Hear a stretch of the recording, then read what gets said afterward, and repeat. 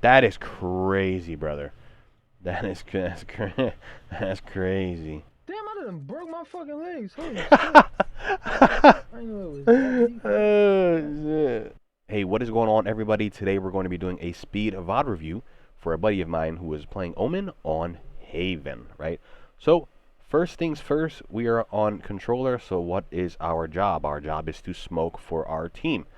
With that being said, there is never a reason to not have two smokes.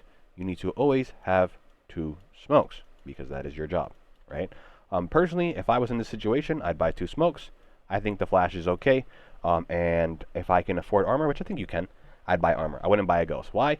Because if I buy armor, right, and my teammates go in first and they get eliminated, typically they'll drop their guns and then I'll pick them up, right? And the benefit of that is now I will have 125 health and I'll have a free gun, right? So I like to buy more util, right, and then just play for my teammates going in and maybe getting a pick or getting traded, so I'll get a gun either way, right? So we are opting to go C, right?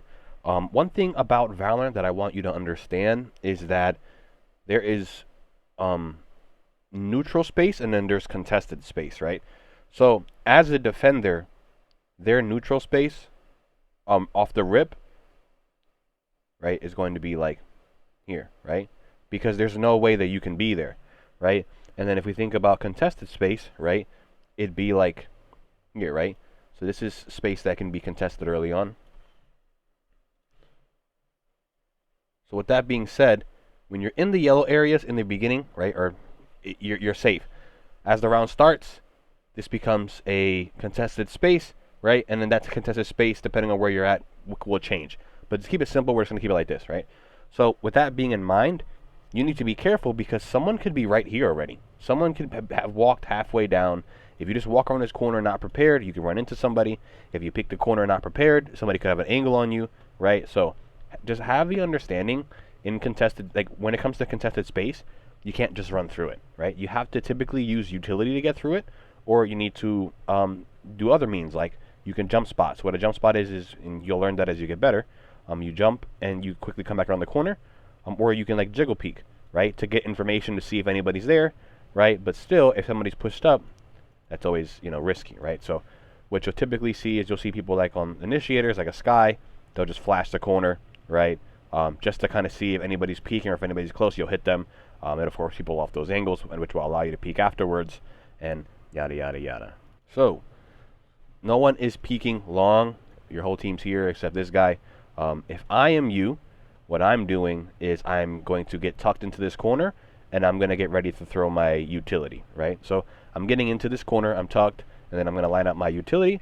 When we think about utility, I'm going to go to the Valo plant so I can show you. Alrighty, so you're playing Omen, right? Like I said, you'd be tucked in this corner right here. As my team are walking up, what I'm going to do is I'm going to throw smokes, right? I'm going to throw a smoke here, right? And you want to make sure that your smokes are on the edge, right? If they're like here, that's chilling, right? But you want to make sure that the smoke is close enough to the edge so that enemies can't swing out and fight for free, right? Because if you throw a smoke like this, right, now an enemy can fight from here. You know, this whole perimeter, they can come out of this whole perimeter, and it's just too many options. You want to just minimize how many options they have, right? And do it like this, right? You don't want to do it like that because they can still swing out multiple angles, right? And still have some cover, right? Right here. So that'd be your first smoke. Second smoke, you can throw it like this. I don't really think you need to throw it like this because you can have somebody that can hide in that smoke and flash out right away. So probably like this. You just throw your smokes like this.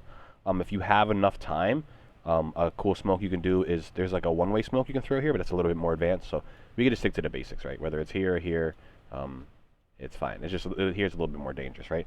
So here, right? And then so now that your smokes are out, your team should be ready to walk in, and then you're gonna hold your flash and you're gonna just look this way, right? So then your team's walking out. As soon as they get right here, right, you throw your flash goes through the wall, right? And then what's it called? That basically will flash all the right side so that your team can clear left, they can walk up, clear right, and then they can just path around. And knowing that every angle that's on the right side would have been blinded, so their initial threats will be on the left side. You won first round, right? Which means, right, which is your pistol round. So by winning your pistol round, next round, which is round 2, this is going to be your buy round, right? What does that mean? That means you're buying up. So with that being said, you will always buy heavy shields, right?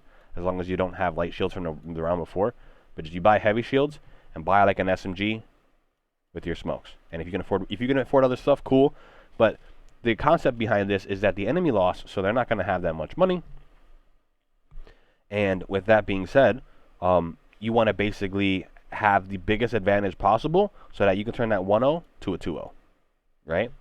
So basically, you just buy up, right? You take advantage that you have more money than them, and you secure yourself a second round. All right, so now we're in round 3. This is your bonus round, right? So you typically don't want to buy an AR here. Since you're still on a ghost, I would kind of just like stay on the ghost. Or buy something really cheap that'll still allow you to full buy next round, but don't spend too much money here. Another tip that I should have said in the beginning is changing your map settings. By keeping your player not centered, it'll allow for you to see the entire map all at once.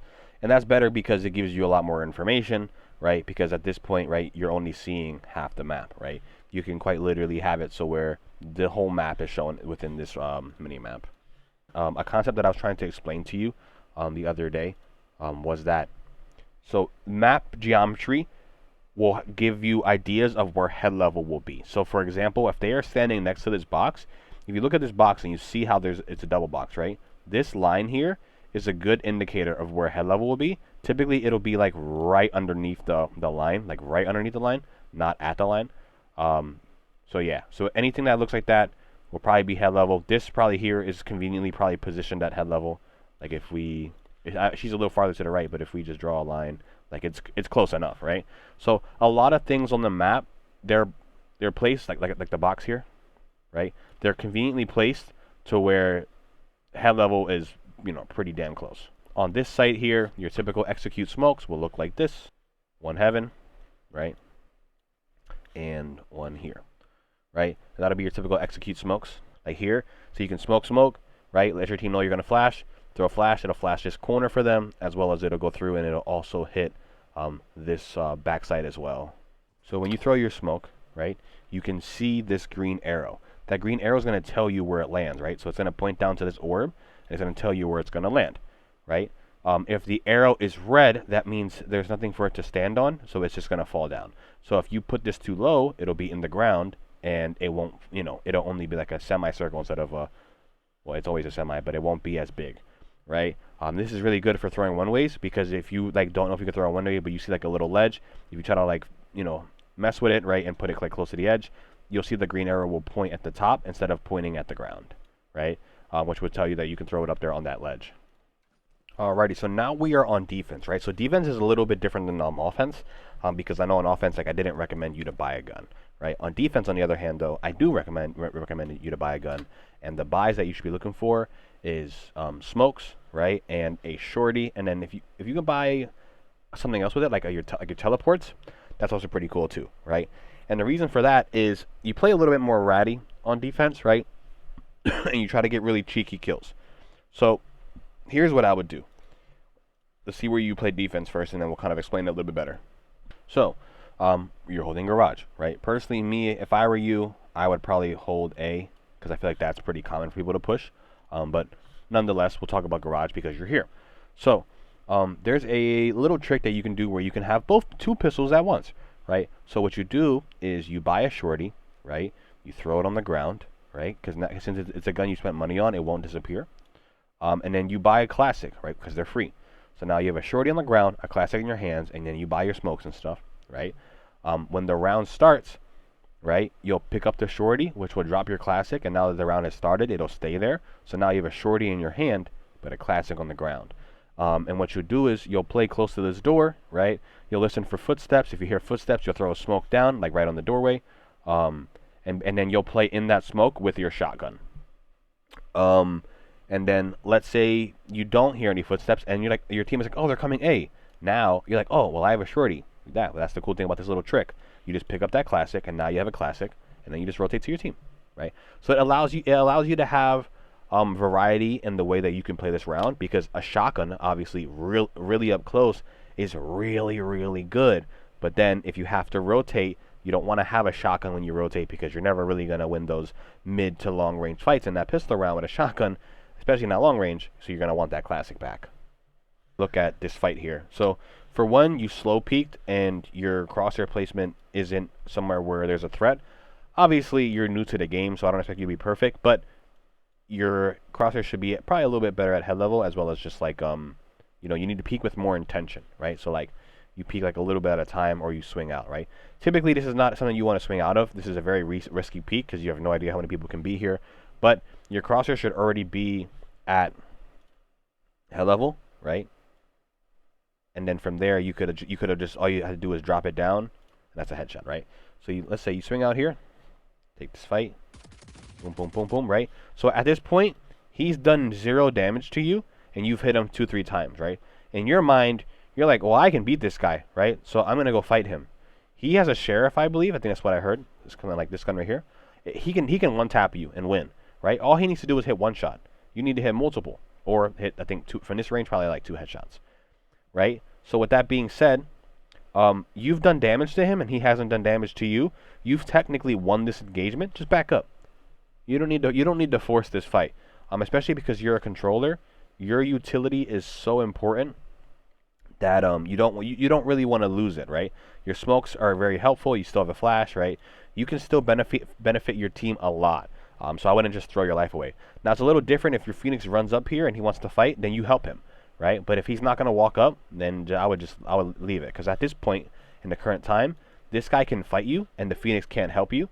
So if anything, you unpeak, you've done damage. Phoenix wants to be aggro, you follow him back in. We have an understanding that they have control of the site because they've planted the bomb. If we look through the mini-map, we can kind of think about angles that they may have. But if you don't know, by looking, I can explain this. So one angle somebody can sit in is right here. This is called graffiti because there's graffiti on the wall. They can sit here. They can sit on either side of this, right? They can sit behind this box. They can sit underneath heaven, which is hell. And they can also play from the mains, depending on where the bomb is planted. Typically, a bomb plant will be probably, and we'll use a pink dot to signify it, will be right here. And the reason for that is because it allows for a lot of different vision on the bomb. So you can see it from, like, from here. You can see it from here as well. You can't really see it from over there. But yeah, so people can play safe and see the bomb, but your solo's back here, so he'll figure that out right away. But with that being said, when it comes to using your utility, knowing these angles will be very important for using your utility, right? So since people can be on these angles and things like that, what I would do is when your teammates are going to go in, I would just hold my flash, right? And then if we look at Valorant, you're about right here, right? You have full utility. So if I am you, I'm looking for my team and looking where they're pushing, right? If I know that my Sova wants to walk up sewers, I can smoke this so he can cross safely without being threatened by this, so he can clear this. But even if not, if you want to just let him fight, that's fine. I would say don't smoke here, because if they can get a pinch here from heaven and thing, so that's cool. If anything, you can smoke this out for you when you want to walk out, and then you can throw a paranoia like this. It'd be a little different if your team was a little bit closer, so you can hit not only graffiti, but you can also hit this main plant spot, so that you can walk through. If your teammates are going to go heaven and you can't really do this for them, you could also just walk up here and throw it like this, so that you can try to hit the corner, but also hit this, but also be in a position to where you can kind of walk through with your flash. If you don't feel comfortable doing that, another thing you can do is, if you have your teleports, you go heaven, right? You smoke on top of this box here, and then from heaven you can teleport into the box, and now you're in the box. And then from here you can throw your flash like this, right? And then drop down, right? You can do weird plays, right?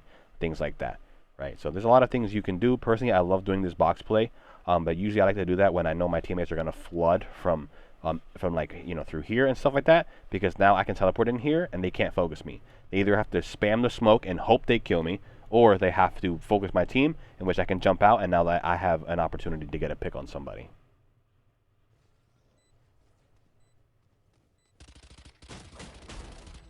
You saw somebody there.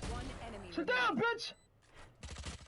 So right there, I would just, you got the information that the person, so we'll go back to Valorant, right? So you're coming out here, right?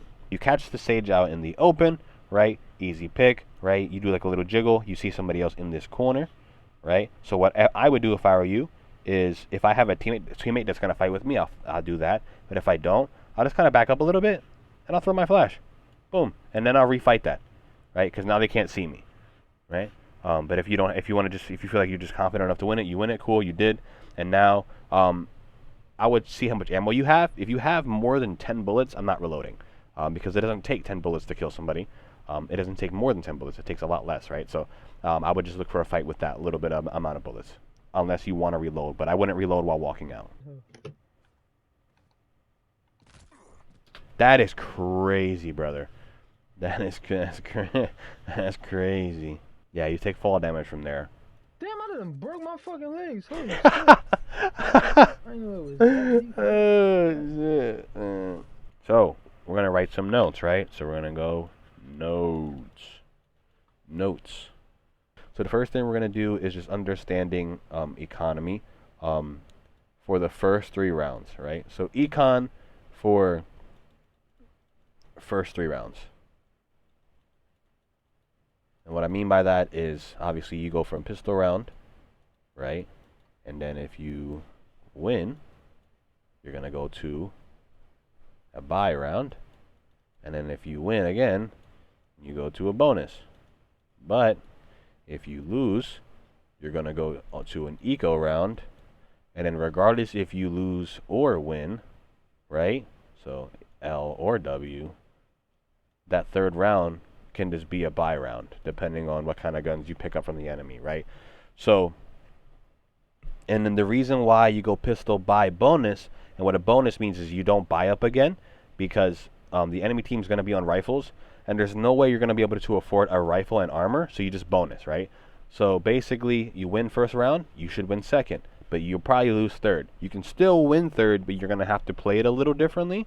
But you just have the mindset of, I'll probably lose third. It'll be 2-1, right? We're fine. We have rifles now, right? And the goal of a bonus round is not necessarily to win, but to force as many rifles out of the enemy hand as possible. So your goal is to just get, if we can get 2-3 kills, and they have to drop their weapons, hey, that's perfect for us, because now they have to rebuy those and spend more money. And on the flip side, right, you lose pistol round, so now you're on an eco. The point of an eco is to save money so that you can buy no matter what on your 3rd round, right? And the reason for that is because if you lose and you lose again, you'll have a rifle, right? And they won't have a rifle, right? So that's the they might have one, but typically they'll be bonusing if they're any good. So you'll have a rifle into their bad guns, and you'll be able to win that, right? So that is the first thing, and we're gonna erase this so we have space for other stuff. Actually, another thing that I want you to do, as a controller player, you always